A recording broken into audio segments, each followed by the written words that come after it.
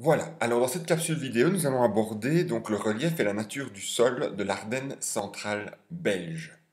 Alors, l'Ardenne centrale se situe au sud de la Belgique.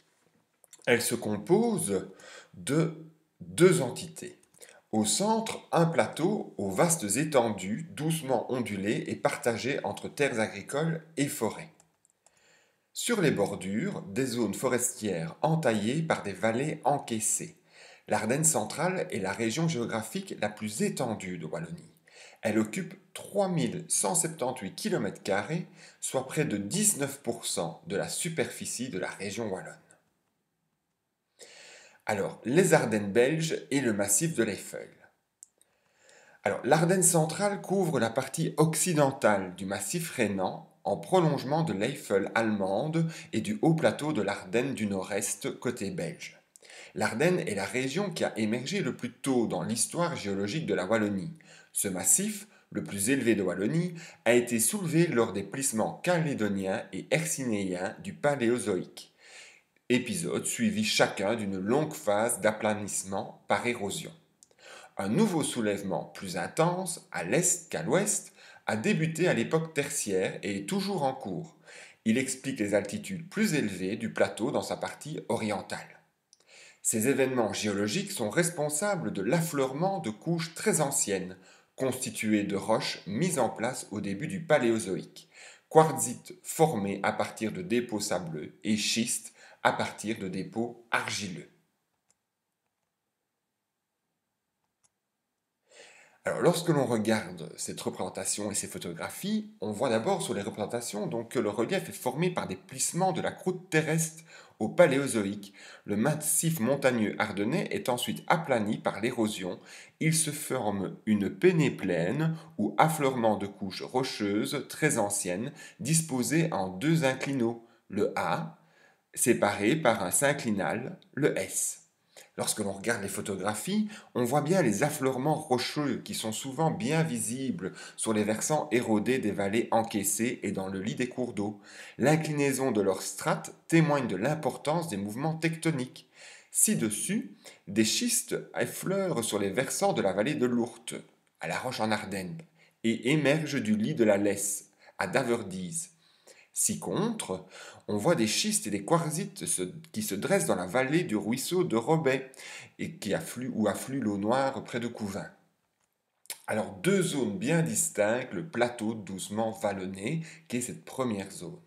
La partie centrale de l'Ardenne centrale, très large, présente un relief doucement mais constamment vallonné par l'action d'une multitude de cours d'eau qui y prennent leur source.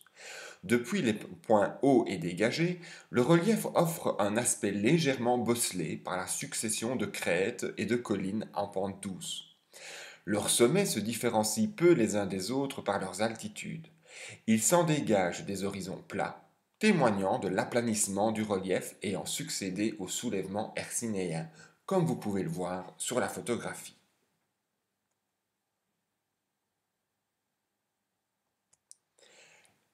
Deuxième zone bien distincte, les bordures accidentées. Contrastant avec le relief assez calme du plateau, les bordures de l'Ardenne centrale présentent un relief accidenté. Les cours d'eau qui les traversent y ont creusé des vallées encaissées, dont l'étroitesse et la raideur des versants s'expliquent par la grande résistance des roches à l'érosion. Deux vallées se singularisent par l'ampleur de leurs entailles et leurs grandes boucles décrites par leurs méandres, les vallées de la Semois et de l'Ourthe. Les deux rivières qui s'écoulent depuis le Mésozoïque se sont peu à peu enfoncées dans les terrains meubles, atteignant le sous-sol. Les rivières ont adapté leurs méandres. L'irrégularité du soulèvement de l'Ardenne ainsi que l'alternance des périodes de gel et de dégel lors des glaciations du Quaternaire sont à l'origine de replats ou de terrasses alluviales étagées le long des versants, bien perceptibles dans ces deux vallées. Alors, les boucles de la vallée de la Semois et de l'Ourthe offrent des paysages souvent grandioses. Plusieurs sites qui s'y inscrivent bénéficient de statut de patrimoine exceptionnel de Wallonie. C'est le cas par exemple du tombeau du géant à Botassar, que vous voyez ici, près de Bouillon, dans la vallée de la Semois, et du Hérou à Nadrin, près de Oufalise, dans la vallée de l'Ourthe. Alors, Lors des périodes de faible soulèvement ou de gel intense, au cours desquelles l'érosion des rivières a élargi leur plaine alluviale, représentée donc par le schéma 1, ont alterné avec les périodes de forte poussée tectonique ou de dégel du sol marquées par un creusement actif des cours d'eau, symbolisé par le schéma numéro 2. Lors du retour des périodes calmes, la nouvelle plaine alluviale s'est élargie en contrebas de l'ancienne plaine, dont subsistent des replats ou terrasses alluviales. Ça, c'est la schématisation numéro 3. Sur la photo, nous voyons donc un replat, qui est représenté par le T, parsemé de chalets, qui surplombe la plaine alluviale, qui porte la lettre PA, de la vallée de la Semois, à Dohan, près de Bouillon et de Botassar. Alors, la nature du sol ardennais. Eh bien, le schiste et le quartzite qui composent le sous-sol du massif ardennais sont des matériaux de base de l'habitat traditionnel de l'Ardenne centrale. Le schiste le plus pur, c'est-à-dire sans sable et d'autres impuretés, a donné l'ardoise, autrefois extraite dans les mines souterraines. L'ardoise, un matériau qui se débite en feuillets réguliers, est utilisée partout en Ardennes centrale pour la couverture des toitures, auxquelles elle donne une teinte foncée grise et bleue, ainsi que de certaines façades exposées au vent dominant. Le schiste est également utilisé pour la maçonnerie traditionnelle, essentiellement mise en place à partir du XIXe siècle avec la généralisation de l'usage de la pierre d'une grande partie de l'Ardenne centrale. Comme vous pouvez le voir sur les photographies, plus le schiste utilisé est pur, plus les assises des murs offrent un aspect feuilleté à dominance grise. Plus la teneur en sable du schiste est importante, il est alors qualifié de gréseux, plus il est dur et maçonné en blocs épais, aux moellons de teinte grise se mêlant aux moellons de couleur brune plus ou moins foncée, nés de l'oxydation de particules ferrugineuses souvent présentes dans la roche, comme on peut le voir sur la photo numéro 2.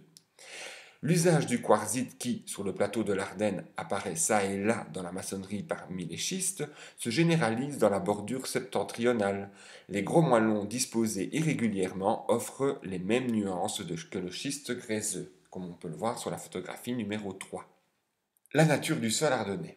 Eh bien, le sol ardennais est peu profond, accidenté et pauvre. On peut observer à certains endroits qu'il peut être profond de 1 mètre, mais nettement moins à d'autres. Comme vous le voyez sur la photo, on voit en effet ici la roche-mère qui est symbolisée par du schiste, et on voit que l'humus, c'est-à-dire la zone de terre, est très fine disposée dessus. Nous pouvons observer donc des roches sous-jacentes. Il s'agit de grès qui raie le verre, qui est dur ou qui ne réagit pas à l'acide.